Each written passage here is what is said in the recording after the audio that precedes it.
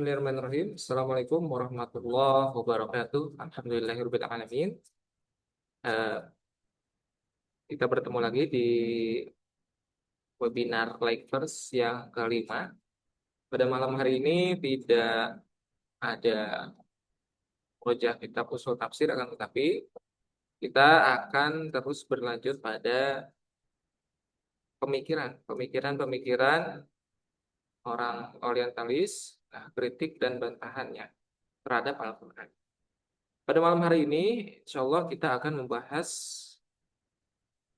sedikit tentang Toshiko Izutsu.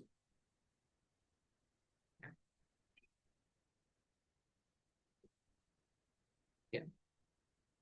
Bagi para pegiat ilmu tafsir tentu sangat tidak asing dengan tokoh yang satu ini yang bernama Toshiko Izutsu. Ya, namun sebenarnya tidak hanya di ilmu tafsir saja, tetapi di bidang seni juga kalau tidak salah ya. Teori-teori dari Toshiko Izutsu itu dipakai, tidak hanya ilmu tafsir saja. Jadi siapakah Toshiko Izutsu ini lahir pada tahun 1914 ya. 1914 di Tokyo dan wafat nah dan wafat pada pada tahun 1993. Nah, ada dua riwayat dua riwayat di sini yang mengatakan ada yang 1993, ada juga yang 1900. Oh, ini yang benar 1903 ya. Kemudian Toshiko Izutsu ini bukan orang Muslim, namun ah, yang beragama Zen Buddhis. Jadi Buddha yang mengamalkan Zen. Zen itu ah, menekankan pada meditasi, kemudian merenung ya dan sebagainya. Zen Buddhisme. Kemudian teman-teman semuanya, karya yang paling fenomenal dari Toshiko Izutsu ini adalah God and Man in the Quran, Semantic of the Quranic Balance. Nah, ini uh, karya yang paling fenomenal. Kenapa?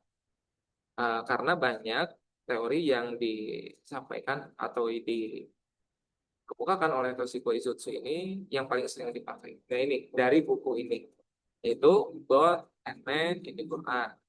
Nah, yang di dalamnya memuat teori yang biasa kita kenal dengan teori semantik Toshiko Izutsu. Dalam buku ini ya, Toshiko memberikan teori yang menjelaskan bahwasanya makna kata di dalam Al-Quran itu harus dianalisis secara semantik, bukan hanya diterjemahkan. Nanti kita akan jelaskan juga apa itu semantik. Kemudian setiap kata kunci memiliki makna dasar. Nah, relasi ya, ada yang setiap insya Allah pertemuan selanjutnya akan kita bahas bagaimana cara kerja teori psikoisipsi.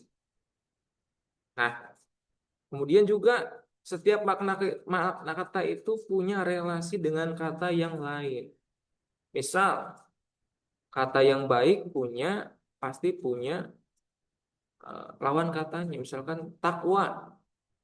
Apa lawan katanya? Fujur. Al-hamaha, fujuroha, wa taqwa. Ada kaitannya. Dan apa sebenarnya di balik kaitannya? Tuh.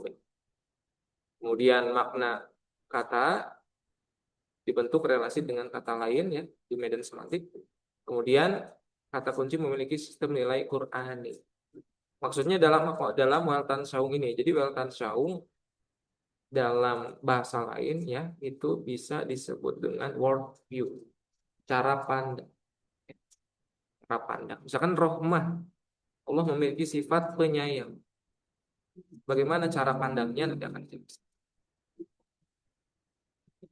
Ya, tentang Saung ya, cara pandang tentang Tuhan dan manusia. Kemudian cara kerjanya, cara kerja eh, secara singkat ya dari Toshiko ini ya, makna dasar dari suatu kata, relasional antar kata, sinkronik, diakronik dan reward. Ya,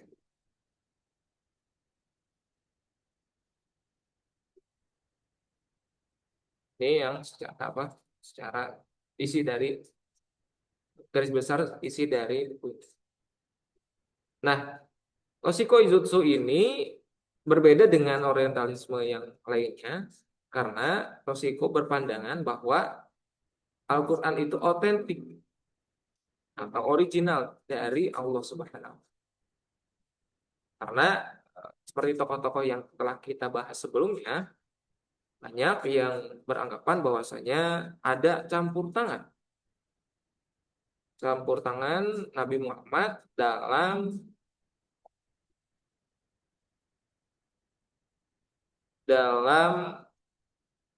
mengutarakan Al-Quran. Ya, ada beranggapan seperti itu. Cek, gitu. Ya,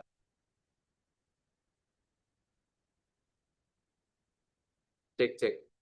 Halo, halo, cek, cek. Ya, kemudian, halo, halo, cek,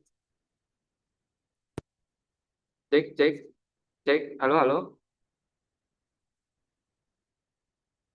cek.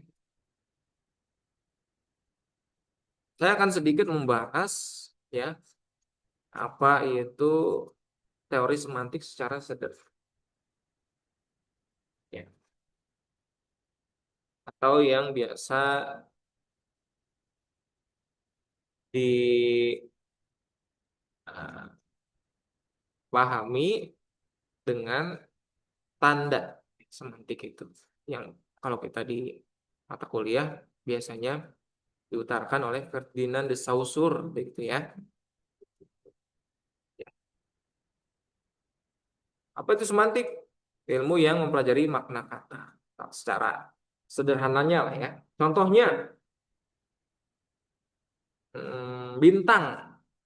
Bintang itu orang bisa mengartikan bahwa bintang itu yang ada di langit pada malam hari. Bisa juga bintang itu disandingkan dengan profesi. Misalkan bintang sepak bola, bintang film. Jadi memahami konteks dari suatu kata. Bisa misalkan orang bisa mengartikan bisa itu can ya kalau bahasa Inggris. Can bisa. Namun juga bisa dapat diartikan itu racun ular. Lah contohnya seperti itu. Ya, kenapa semantik itu penting? Karena kita eh, bisa memahami siapa yang berbicara dalam kata itu. Kemudian di mana kata itu dipakai dan juga apa yang dibicarakan konteksnya. Ya, jadi intinya bagaimana kita bisa menangkap makna secara tepat ya, dari suatu kata. Kemudian juga bisa menghindari salah paham. Ada peribahasa ya, anjing menggonggong, kafilah berlalu. Kan seorang yang berjalan di jalan yang kebenaran berkata anjing menggonggong, kafilah berlalu. Saya bukan dia, maksudnya yang mengkritik itu bukan seperti anjing ya. Tapi nah, juga ini juga semantik itu fungsinya untuk menghindari salah paham. Tentu apalagi kalau puisi, karya sastra, lagu dan sebagainya sangat syarat akan makna yang mendalam. Itulah fungsi dari pelajari semantik. Contoh,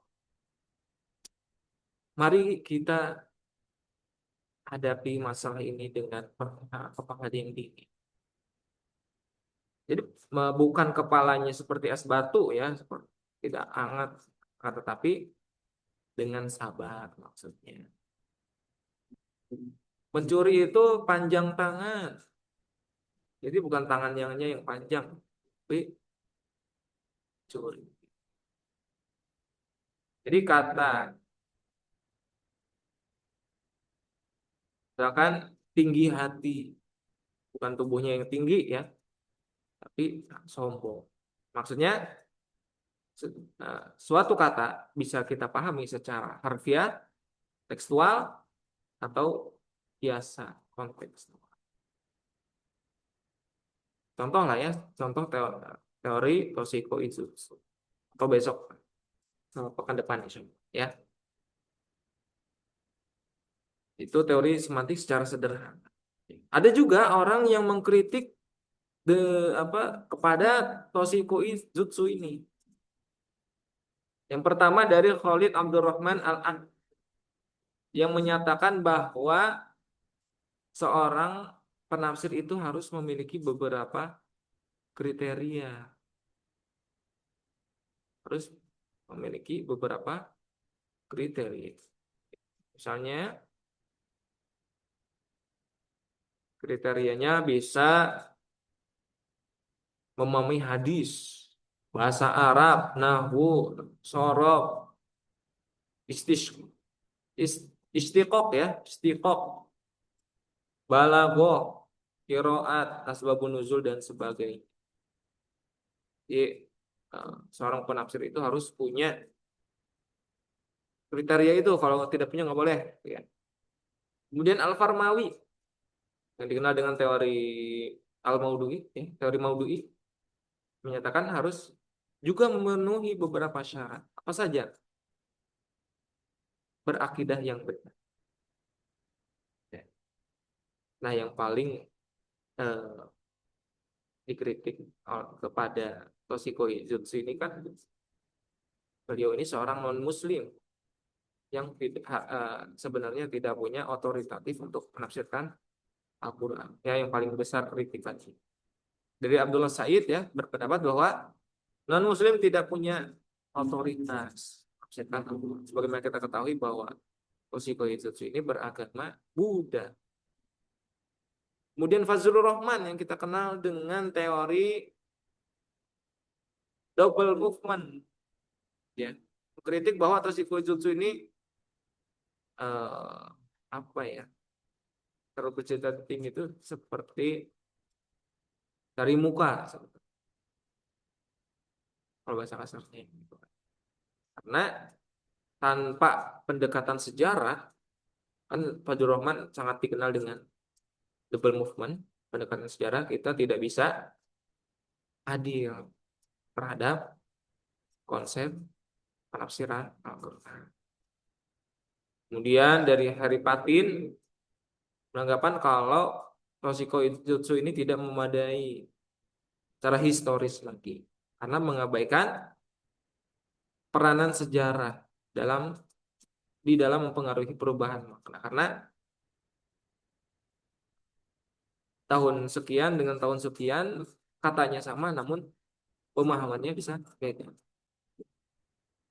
Ya pasti kalau yang pro timur anti barat, nah ini pasti akan dikritik karena mengabaikan urut kan. Ini insya Allah ke depan kita akan bahas bagaimana cara penerapan teori Toshiko itu insya Allah ke depan ya. Akhir sudah materi pada malam hari ini, mudah-mudahan bermanfaat tentang Toshiko Jutsu. Kita bertemu lagi insya Allah dalam pertemuan yang selanjutnya. Rabbana atina fid dunya hasanah wa fil akhirati hasanah wa qina adzabannar. Wassalamualaikum